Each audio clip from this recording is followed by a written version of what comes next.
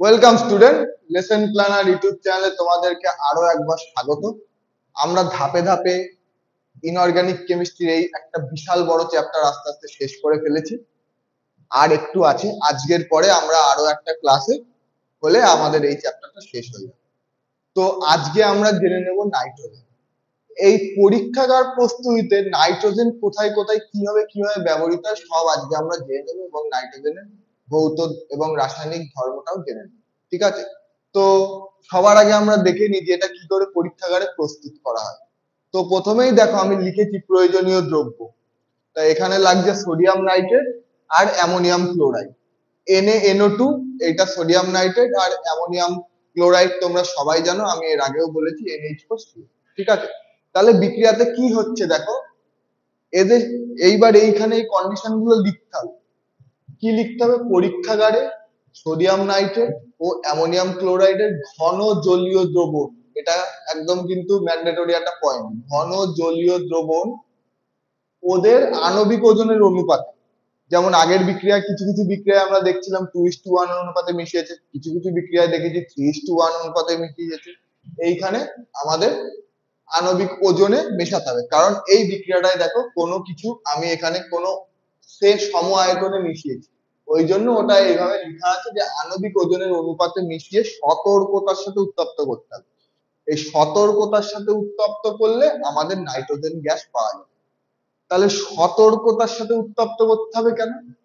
তার কারণ এই বিক্রিয়ার ফলে যে অ্যামোনিয়াম কার্বনেটটা উৎপন্ন হচ্ছে, সরি অ্যামোনিয়াম নাইট্রাইটটা উৎপন্ন হচ্ছে, অ্যামোনাইট অ্যামোনাই সরি অ্যামোনিয়াম নাইট্রেটটা কে যদি তাপ দেওয়া হয় তাহলে ও খুব দ্রুত বিক্রিয়া শুরু করে, এবং এই এত দ্রুত বিক্রিয়া শুরু করে যে বিস্ফোরণ হতে পারে। সেই জন্য আমরা খুব সতর্কতার সাথে উত্তপ্ত করব। তাহলে আমরা নিচ্ছি কি? প্রথমে আমরা নিচ্ছি সোডিয়াম নাইট্রেট আর নিচ্ছি অ্যামোনিয়াম ক্লোরাইড, এই দুটো সম আয়তনে মিশিয়ে উত্তপ্ত করলে আমরা নাইট্রোজেন গ্যাস পেয়ে যাচ্ছি। এই বিক্রিয়াটা দুটো ধাপে সম্পন্ন হচ্ছে। দুটো ধাপে সম্পন্ন হচ্ছে কিরকম, চলো দেখে নেওয়া যাক। দেখো এই যে সোডিয়াম নাইট্রেট নিয়েছি, সাথে অ্যামোনিয়াম ক্লোরাইড নিয়েছি, এই দুটোর বিক্রিয়া ঘটিয়ে আমরা পাচ্ছি দেখো NH4NO2, এটাই কিন্তু অ্যামোনিয়াম নাইট্রেট। আর পাচ্ছি NaCl মানে সোডিয়াম ক্লোরাইড। এই NH4NO2টা ভেঙে তৈরি হচ্ছে নাইট্রোজেন আর জল। এটা দ্বিতীয় ধাপে তৈরি হচ্ছে। এটা কিন্তু এখানেই আমরা ভেঙে দিতে পারতাম, কিন্তু এখানে ভেঙে দিলে কি হতো? বিস্ফোরণ ঘটতে পারত, ফলে রিস্ক থাকতো। সেই জন্য আমরা এটা এখানে না ভেঙে পরের একটা বিক্রিয়ার ধাপে ভেঙেছি। সেই জন্য এখানে আমি তোমাদের দেখো নোট করে লিখে দিয়েছি যে অ্যামোনিয়াম নাইট্রেট কে সরাসরি উত্তপ্ত করলে বিক্রিয়া দ্রুত গতিতে ঘটে, বিস্ফোরণের সম্ভাবনা থাকে। তাই অ্যামোনিয়াম নাইট্রেটকে সরাসরি উত্তপ্ত করা যায় না। এই হচ্ছে পরীক্ষাগার প্রস্তুতি। নাইট্রোজেনের পরীক্ষাগার প্রস্তুতি সম্পর্কে আশা করছি আর কোনো ডাউট নেই। দুটো জিনিস মাথায় রাখতে হবে, একটা অ্যামোনিয়াম ক্লোরাইড, একটা সোডিয়াম নাইট্রেট। বিক্রিয়া হলো, তৈরি হলো সোডিয়াম ক্লোরাইড আর অ্যামোনিয়াম নাইট্রেট। ঠিক আছে? অ্যামোনিয়াম নাইট্রেট কেন হচ্ছে? কারণ অ্যামোনিয়াটা তোমাদের আমি দেখিয়েছি প্রথমেই একদম, যে অ্যামোনিয়া থেকে অ্যামোনিয়ারই মধ্যে নাইট্রোজেন আছে, সেই প্রমাণটাও আমি করে দিয়েছি। এটাও কিন্তু পরীক্ষার তোমাদের একটা গুরুত্বপূর্ণ প্রশ্ন, যে অ্যামোনিয়াম নাইট্রেটের অ্যামোনিয়ার মধ্যে নাইট্রোজেন আছে, শুধু বিক্রিয়া সহ ব্যাখ্যা করো। ঠিক আছে? তাহলে আমাদের এটা হয়ে গেল। এবার আমরা দেখে নিই নাইট্রোজেনের কিছু গুরুত্বপূর্ণ ব্যবহার সম্পর্কে। ব্যবহারে বোঝার কিছু নেই, এটা পুরো মুখস্থ করতে হবে। অ্যামোনিয়া ও নাইট্রিক অ্যাসিডের শিল্প উৎপাদনে ব্যবহৃত হয়। অ্যামোনিয়ার মধ্যে নাইট্রোজেন থাকে, তাই অ্যামোনিয়া তৈরিতে নাইট্রোজেন ব্যবহৃত হয়। NH4 আর NH4NO3 তে, এই দুটো হচ্ছে সার, এই সার প্রস্তুতিতে নাইট্রোজেন ব্যবহৃত হয়। জীবকোষের গঠনের জন্য প্রোটিন প্রস্তুতিতে ব্যবহৃত হয়। এইটার ব্যাখ্যা আমি এই বোর্ডটা মুছে দিয়ে তোমাদেরকে বুঝিয়ে দেবো, যে জীবকোষের গঠনের জন্য প্রোটিন প্রস্তুতিতে অ্যামোনিয়াম কিভাবে, নাইট্রোজেন আমাদের কিভাবে যুক্ত, নাইট্রোজেন চক্র আছে, সেই নাইট্রোজেন চক্রের সাহায্যে তোমাদের সম্পূর্ণ বিস্তারিত ব্যাখ্যাটা দেবো। যে বাতাসের থেকে কিভাবে নাইট্রোজেন উদ্ভিদ নেয়, সেই উদ্ভিদ আমরা খেয়ে আমাদের অন্যান্য প্রাণীরা খেয়ে সেই প্রাণী মারা যাওয়ার পরে আবার কিভাবে নাইট্রোজেন বাতাসে মুক্ত হয় সেটা আমাদের দেখবো। ওটা খুবই ইম্পর্টেন্ট, পরীক্ষায় আসার মতো প্রশ্ন। বিস্ফোরক তৈরিতে ব্যবহৃত হয়। যে কোনো বিস্ফোরক বলতে ডিএনটি, টিএনটি, ডলোমাইট তো আমাদের দিয়ে তৈরি হয়, কিন্তু অন্যান্য যে বিস্ফোরক গুলো আমরা তৈরি করি সেই বিস্ফোরক তৈরিতে নাইট্রোজেন ব্যবহৃত হয়। চুল্লির তাপমাত্রা নিয়ন্ত্রণ, নাইট্রোজেন চুল্লির তাপমাত্রা নিয়ন্ত্রণ করে। এটা হচ্ছে তোমার পারমাণবিক চুল্লি, শুধু এমনি নর্মাল চুল্লি না, এছাড়াও অন্যান্য যে চুল্লিটা আমাদের বিভিন্ন কাজে লাগে সেই চুল্লির তাপমাত্রা নাইট্রোজেন নিয়ন্ত্রণ করে। গ্যাস থার্মোমিটার ও বৈদ্যুতিক বাল্বে থাকে। আমাদের যে সাদা ডুম আছে সেই ডুমের মধ্যে আগে অন্য এই যে ডুমগুলো এগুলোতে আর্গন থাকে, কিন্তু সাদা আগে যে পুরোনো ডুম ছিল তাতে প্রথমে নাইট্রোজেন গ্যাস দেওয়া হতো, ঠিক আছে। তারপর হচ্ছে রাসায়নিক রং পেট্রোলিয়াম শিল্পে বিস্ফোরণ রক্ষা করতে। তাহলে দেখো একই নাইট্রোজেন, সেই নাইট্রোজেন দিয়ে বিস্ফোরক তৈরি করা হচ্ছে, আবার সেই নাইট্রোজেনই বিস্ফোরণের হাত থেকে বাঁচাচ্ছে এই পেট্রোলিয়াম আর রাসায়নিক রং শিল্প। আর কি অতি পরিবাহী গবেষণা। এই হচ্ছে নাইট্রোজেনের ব্যবহার। পরীক্ষায় এলে তোমরা প্রশ্নের মান অনুযায়ী লিখবে, 3 নাম্বার থাকলে 4টে লিখবে, 2 নাম্বার থাকলে 3টে লিখলেই হয়ে যাবে। এবার আমরা জেনে নেব নাইট্রোজেনের ধর্ম।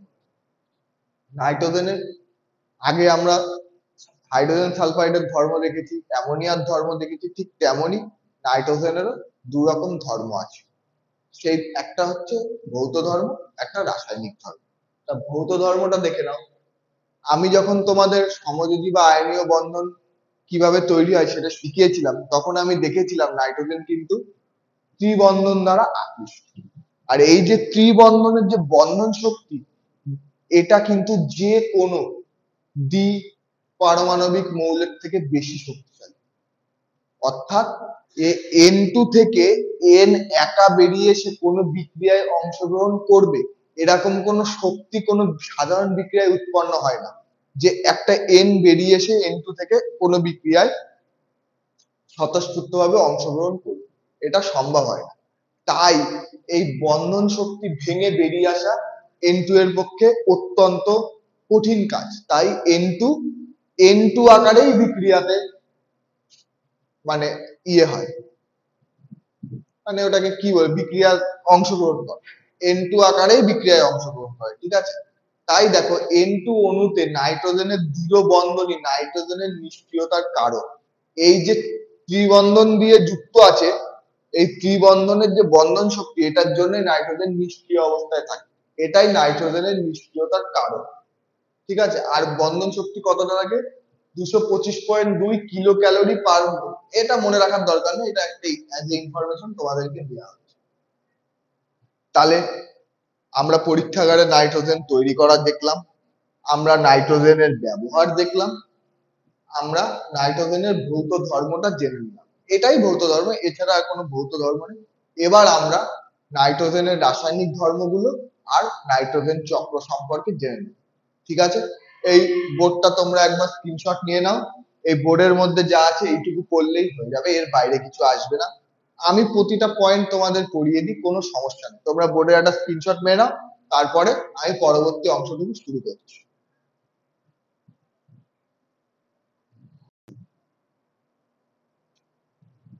তো চলো পরবর্তী অংশটুকু দেখে নেওয়া যাক।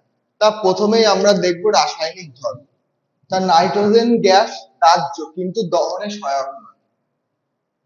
নাইট্রোজেন দাহ্য কিন্তু দহনে সহায়ক নয়। যেমন হাইড্রোজেন সালফাইডের দাহ্য ছিল কিন্তু দহনে সহায়ক নয়, কিন্তু অক্সিজেন দহনে সহায়ক কিন্তু নিজে দাহ্য নয়, ঠিক আছে। তো অক্সিজেনের সঙ্গে বিক্রিয়া হলে কি হবে? N2O2, এই এত 3000 থেকে 5000 ডিগ্রি সেন্টিগ্রেডে বিক্রিয়া হলে 2NO তৈরি হয়। এই 2NO টা হচ্ছে আমাদের নাইট্রিক অ্যাসিড। এই 2NO দিয়ে যেটা, সেটাই আমি এখানে তোমাদের বিস্তারিত বোঝাবো, এটা এখন থাক, আগে এটা দেখে নিই, ঠিক আছে। তো এটাই হচ্ছে আমাদের নাইট্রিক অ্যাসিড। তো বিদ্যুৎ ক্ষরণে যে মাধ্যমে N2 সংবন্ধন, এইটার মাধ্যমে এই NO টা তৈরি হয়, এটা বিদ্যুৎ ক্ষরণের মধ্যেই হয়, ঠিক আছে। এবার হচ্ছে ধাতুর সঙ্গে বিক্রিয়া। সাধারণ উষ্ণতায় ধাতুর সঙ্গে বিক্রিয়া করে না, কিন্তু উচ্চ উষ্ণতায় ম্যাগনেসিয়ামের সাথে বিক্রিয়া করে নাইট্রাইট তৈরি করে। এই উৎপন্ন নাইট্রাইট গরম জলে দিলে NH3 গ্যাস নির্গত হয়। তাহলে নাইট্রোজেন সাধারণ অবস্থায় কোনো ধাতুর সাথে বিক্রিয়া করে না, কিন্তু উষ্ণ উষ্ণতায় ম্যাগনেসিয়ামের সাথে বিক্রিয়া করে। করে কি করে? ম্যাগনেসিয়াম নাইট্রাইট তৈরি করে। এই ম্যাগনেসিয়াম নাইট্রাইট আবার গরম জলে দিলে অ্যামোনিয়া গ্যাস নির্গমন করে। সেই বিক্রিয়াটা এখানে লিখেছি দেখ, 3 mg plus N2 is equal to Mg3N2। এই Mg3N2 এর সাথে 6 অণু জল, এই যে গরম জলে দিলে এই সেই জল, এই 6 অণু জলে দিলে 3 mgOH হোল টু, আর এই যে অ্যামোনিয়া গ্যাসটা বেরিয়ে গেল। এই হচ্ছে ম্যাগনেসিয়াম নাইট্রাইট। সেই ম্যাগনেসিয়াম নাইট্রাইট জলের সঙ্গে বিক্রিয়া করে অ্যামোনিয়াটা নির্গত করে দিল। নির্গত করলে চিহ্ন হবে এইদিকে গ্যাস, যেহেতু অ্যামোনিয়া। আর একটা যে রাসায়নিক ধর্ম আছে সেটা হচ্ছে ক্যালসিয়াম কার্বাইডের সঙ্গে বিক্রিয়া। ক্যালসিয়াম কার্বাইডের সাথে আমি আগের দিনে ক্যালসিয়াম কার্বাইড কোথায় লেগেছিল, কেন লেগেছিল তোমাদেরকে দেখিয়েছি। ক্যালসিয়াম কার্বাইডের সংকেত CaCa2 প্লাস এর সাথে নাইট্রোজেন যুক্ত হলো, হয়ে CaCN2 প্লাস কার্বন তৈরি হলো। এই CaCN2 কে বলছি ক্যালসিয়াম সায়ানামাইড। CaCN2 টাকে বলছি ক্যালসিয়াম সায়ানামাইড। আর এই CaCN2 প্লাস কার্বন এইটা মিলে হচ্ছে, এটাকে বলছি নাইট্রোলিয়াম। এই নাইট্রোলিয়ামের রং হচ্ছে ধূসর বা কালো। অর্থাৎ ক্যালসিয়াম কার্বাইডের সঙ্গে নাইট্রোজেনের বিক্রিয়ায় তৈরি হচ্ছে ক্যালসিয়াম সায়ানামাইড প্লাস কার্বন। এই ক্যালসিয়াম সায়ানামাইড আর কার্বনকে আমরা একত্রিত বলে থাকি নাইট্রোলিন। আর এই নাইট্রোলিন কালো বা ধূসর রঙের হয়। আবার এই নাইট্রোলিনই স্টিমের সঙ্গে বিক্রিয়া করে সাদা ক্যালসিয়াম কার্বনেট আর অ্যামোনিয়া গ্যাস নির্গত করে। তাহলে এই যে ক্যালসিয়াম সায়ানামাইড, এই স্টিম হচ্ছে 3 অণু জল, এর সাথে CaCO3 আর 2NH3 বিক্রিয়া করছে। এই 2NH3 সবাই জানে অ্যামোনিয়া, CaCO3 টা হচ্ছে ক্যালসিয়াম কার্বনেট, এর রং হচ্ছে সাদা। তাহলে এই হচ্ছে রাসায়নিক ধর্মগুলো। তাহলে নাইট্রোজেন নিজে দাহ্য কিন্তু দহনে সহায়ক নয়, অক্সিজেনের সাথে বিক্রিয়া করে নাইট্রিক অ্যাসিড তৈরি করে। এই হচ্ছে বিক্রিয়া। এখানে উষ্ণতাটাই আসল। ধাতুর সঙ্গে বিক্রিয়া করে, সাধারণ উষ্ণতায় কোনো ধাতুর সাথে বিক্রিয়া করে না। উচ্চ উষ্ণতায় ম্যাগনেসিয়ামের সাথে বিক্রিয়া করে ম্যাগনেসিয়াম নাইট্রাইড উৎপন্ন করে। সেই ম্যাগনেসিয়াম নাইট্রাইড জলে দ্রবীভূত হয়, গরম জলে দিলে অ্যামোনিয়া গ্যাস উৎপন্ন করে। তার বিক্রিয়া কি? 3 mg প্লাস N2 সমান সমান Mg3N2। আর এই Mg3N2 6 অণু জলের সঙ্গে বিক্রিয়া করে 3 mgOH হোল টু, আর অ্যামোনিয়া গ্যাস নির্গত হয়। আর ক্যালসিয়াম কার্বাইডের সঙ্গে বিক্রিয়া করে কি হচ্ছে, ক্যালসিয়াম কার্বাইডের সাথে নাইট্রোজেন বিক্রিয়া করে ক্যালসিয়াম সায়ানামাইড তৈরি হচ্ছে প্লাস কার্বন।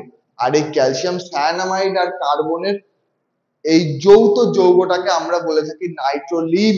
আর এই নাইট্রোলিনের রং হচ্ছে ধূসর বা কালো বর্ণের হয়।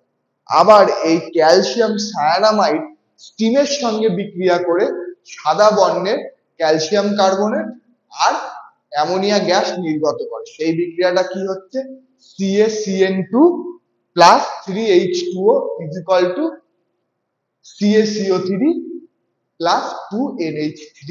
এই হচ্ছে আমাদের রাসায়নিক ধর্ম নাইট্রোজেনের। এবার আমি তোমাদের যেটা বলছিলাম জীবদেহের গঠনে প্রোটিনের কাজে ব্যবহৃত হয়, সেই চক্রটাই আমরা দেখে নেব, অর্থাৎ নাইট্রোজেন চক্র। এই নাইট্রোজেন চক্র ধাপে ধাপে ধাপে ধাপে সম্পন্ন হয়েছে। এখানে 3 থেকে 4টে বিক্রিয়া আছে, সেই 4টে বিক্রিয়া ধাপে ধাপেই তোমাদেরকে লিখতে হবে, একটা আগে একটা পরে লিখলে হবে না। আর এটা একটা ইম্পর্টেন্ট প্রশ্ন, মাধ্যমিকে এটা আসতেই পারে 3 নম্বরের জন্য। এটা সাধারণত 3 নম্বরের জন্য একটু বড় প্রশ্ন, 3 নাম্বার অনুযায়ী একটু বড় প্রশ্ন, কিন্তু এটা কিন্তু একটা ইম্পর্টেন্ট প্রশ্ন। আর হয়তো এই বছরের মাধ্যমিকে এই প্রশ্নটা আসতেও পারে। ঠিক আছে, তো এটা ভালো করে দেখে নিই। তাহলে বলছে বিদ্যুৎ ক্ষরণের মাধ্যমে নাইট্রোজেন সংবন্ধন কি করে হচ্ছে। এই যে বিক্রিয়াটা দেখলে N2O2, এটা যখন মেঘে বিদ্যুৎ ক্ষরণ হয় অর্থাৎ বিদ্যুৎ চমকায়, তখন এই বাতাসের নাইট্রোজেন আর অক্সিজেন এই দুটোর পরিমাণই তো সব থেকে বেশি আমাদের বায়ুমণ্ডলে। এই নাইট্রোজেন আর অক্সিজেনের বিক্রিয়ায় তৈরি হয়ে যায় মারাত্মক নাইট্রিক অ্যাসিড। আর এই নাইট্রিক অ্যাসিড বাতাসের আরো অক্সিজেনের সাথে বিক্রিয়া করে তৈরি করে নাইট্রোজেন ডাই অক্সাইড। আর এই হচ্ছে তার বিক্রিয়া 2NO plus O2 plus 2NO2। আর এই যে NO2 টা তৈরি করছে, এই NO2 যখন বৃষ্টির জলের সঙ্গে মিশছে তখন নাইট্রিক অ্যাসিড আর নাইট্রাস অ্যাসিড তৈরি করছে। নাইট্রাস হলে O2, ও এর সাথে 2 থাকবে, আর নাইট্রিক থাকলে ও এর সাথে 3 থাকবে। এটা মাথায় রাখবে। এই যে অ্যাসিডটা যখন বৃষ্টির জলের সাথে নাইট্রিক অ্যাসিড তৈরি হয়ে HNO3 আর HNO2 উৎপন্ন হচ্ছে, সেটা বৃষ্টির জলের সাথে মাটিতে পড়ছে, ফলে এই পড়ে মাটিতে মিশে যাচ্ছে। আর এই মাটিতে যে HNO3 থাকছে সেটা ভূপৃষ্ঠে থাকা ক্ষারীয় পদার্থের সঙ্গে যুক্ত হয়ে নাইট্রেট লবণ গঠন করছে। আর এই নাইট্রেট লবণই উদ্ভিদ মাটি থেকে শোষণ করে খাদ্য উৎপন্ন করছে। এই উদ্ভিদের খাদ্য অন্যান্য পশু পাখি খাচ্ছে, বা সেই উদ্ভিদকেও অন্য পশু পাখি খাচ্ছে, এবং তাদের মধ্যে নাইট্রোজেন সরবরাহ হচ্ছে, এবং তারা যখন মারা যাচ্ছে বা তাদের রেচন পদার্থ থেকে পরজীবী ব্যাকটেরিয়া আবার সেই নাইট্রোজেনটাকে বাতাসে ফিরিয়ে দিচ্ছে। তাহলে এই যে বাতাস থেকে মাটি হয়ে উদ্ভিদ দেহ থেকে প্রাণী দেহ থেকে আবার বাতাসে চলে যাচ্ছে, এটাকেই আমরা বলি নাইট্রোজেন চক্র। অর্থাৎ প্রথমে বিদ্যুৎ ক্ষরণ হচ্ছে, হয়ে N2 আর O2 বিক্রিয়া করছে, করে আমাদের হচ্ছে নাইট্রিক অ্যাসিড NO। এই NO আরো O2 এর সাথে বিক্রিয়া করছে, করে তৈরি হচ্ছে নাইট্রোজেন ডাই অক্সাইড অর্থাৎ NO2। এই NO2 আবার বৃষ্টির জলের সঙ্গে বিক্রিয়া করছে, করে তৈরি করছে নাইট্রিক অ্যাসিড আর নাইট্রাস অ্যাসিড। নাইট্রাস অ্যাসিড হচ্ছে HNO2 আর নাইট্রিক অ্যাসিড হচ্ছে HNO3। এই যে অ্যাসিডটা তৈরি হলো, সেই অ্যাসিডটা বৃষ্টির মাধ্যমে মাটিতে মিশছে, আর এই মাটির HNO3 ভূপৃষ্ঠে থাকা ক্ষারীয় পদার্থের সাথে বিক্রিয়া করে তৈরি করছে নাইট্রেট লবণ। আর এই নাইট্রেট লবণটাই উদ্ভিদ শোষণ করে খাদ্য উৎপন্ন করছে, এবং এই উদ্ভিদের তৈরি খাদ্য বা সেই উদ্ভিদটাকেই কোনো প্রাণী খাচ্ছে, খেয়ে প্রাণী দেহে নাইট্রোজেনটা সরবরাহ হচ্ছে, অর্থাৎ প্রোটিন সংশ্লেষিত হচ্ছে। এবং এই প্রাণী যখন মারা যাচ্ছে বা তাদের রেচন পদার্থ থেকে পরজীবী ব্যাকটেরিয়া গুলো ক্রিয়া করে নাইট্রোজেনটাকে বাতাসে আবার মুক্ত করে দিচ্ছে। এটাই হচ্ছে নাইট্রোজেন চক্র। অর্থাৎ পরীক্ষায় এই চক্রটা তোমরা আনবে, একে এই পুরো ব্যাখ্যাটা দিলে তোমরা 3-এই 3ই পাবে, কিচ্ছু কেউ কোথা থেকে কাটতে পারবে না। শুধু একটাই জিনিস এখানে এরকম কথায় লিখতে হবে, আকাশে বিদ্যুৎ ক্ষরণের ফলে, এইটা লেখা তখন যাবে না। তোমরা কি লিখবে? আকাশে বিদ্যুৎ ক্ষরণের ফলে নাইট্রোজেন ও অক্সিজেন বিক্রিয়া করে নাইট্রিক অ্যাসিড উৎপন্ন করে বলে নিচে বিক্রিয়া N2 plus O2 is equal two 2N।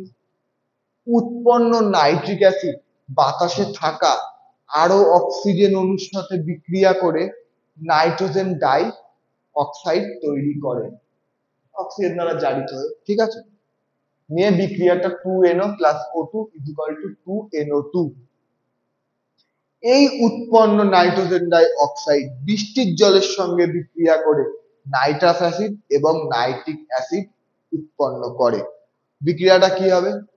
2NO2 plus H2O is equal two HNO2 আর HNO3।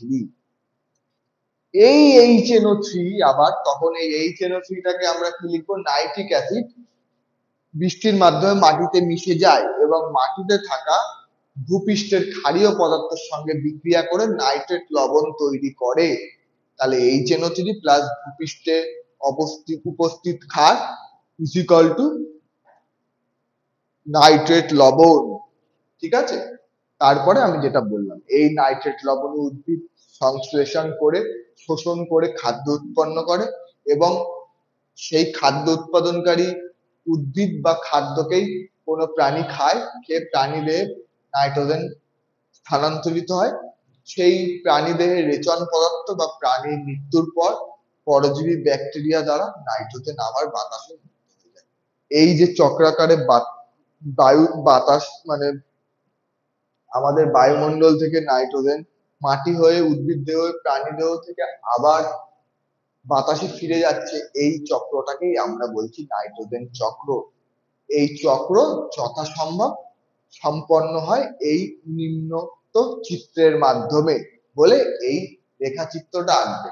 এখানে নাইট্রোজেন বাতাসে জীবাণু বা বিদ্যুৎ ক্ষরণের ফলে সংযোজন হচ্ছে, মাটিতে আবদ্ধ হচ্ছে, মাটির উর্বরতা বৃদ্ধি করছে, এই উর্বরতা বৃদ্ধির সাথে উদ্ভিদ দেহে নাইট্রোজেন গৃহীত হচ্ছে, প্রাণী প্রাণী দ্বারা উদ্ভিদ ভক্ষণ ও নাইট্রোজেন গ্রহণ হচ্ছে, আবার উদ্ভিদ ও প্রাণীর মৃতদেহ থেকে জীবাণু দ্বারা নাইট্রোজেন বিয়োজন হচ্ছে।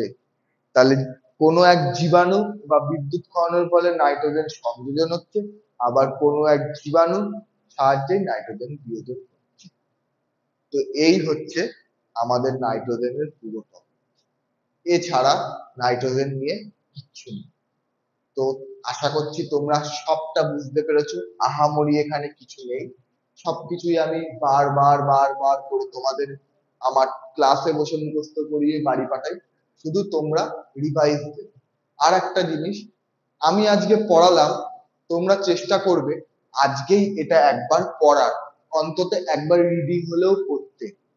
যদি এটা করো দেখবে 80% জিনিস তোমাদের মেমোরিতে ক্যাচ হয়ে যাবে। যদি দেখো আজকে তোমরা না পড়ে কালকে পড়লে, তাহলে তোমরা 20% জিনিস অটোমেটিক ভুলে যাবে। যদি আরো দুদিন পরে পড়ো, আস্তে আস্তে আস্তে আস্তে এই সংখ্যাটা কমতে থাকে। তো আজকে যে কোনো স্যারের ক্লাস করার পরে সেই ক্লাসটা তোমরা আর একবার নিজেরা পড়ো, বা এই স্ক্রিনশট গুলো একবার নিজেরা পড়ো। এটা প্রতি সারা জীবন এটা চালিয়ে যাও, এটা খুবই ইম্পর্টেন্ট, এটা সাইকোলজিক্যাল মেথড, এটা চলতেই থাকে, এইভাবেই চলে। তো আশা করছি তোমরা সব বুঝতে পেরেছো। তাও যদি কোথাও কোনো অসুবিধা থাকে কমেন্ট বক্সে কমেন্ট করবে, আমি কমেন্টের রিপ্লাইয়ের মাধ্যমে তোমাদের সমস্যার সমাধানের চেষ্টা করব। আর ভিডিওটা ভালো লাগলে লাইক করো এবং বন্ধুদের মাধ্যমে ভিডিওটা ছড়িয়ে দাও। আমরা অনেক কষ্ট করে তোমাদের পরীক্ষাটা যাতে ভালো হয় সেই চেষ্টাটা করছি। এর ফলে যদি তোমাদের আরো কয়েকটা বন্ধু উপকৃত হয়, তাহলে আমাদেরও খুব ভালো লাগে। ঠিক আছে, আর আমাদের প্রতিনিয়ত ভিডিও পেতে চ্যানেলটা সাবস্ক্রাইব করো আর বেল আইকনটা প্রেস করে দিও। তো আজ এই পর্যন্তই, দেখা হচ্ছে পরের দিন এই চ্যাপ্টারের পরবর্তী অংশ নিয়ে।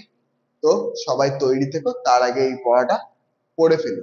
তো আজকে এই পর্যন্তই, থ্যাংক ইউ, আবার দেখা হচ্ছে পরের ভিডিও।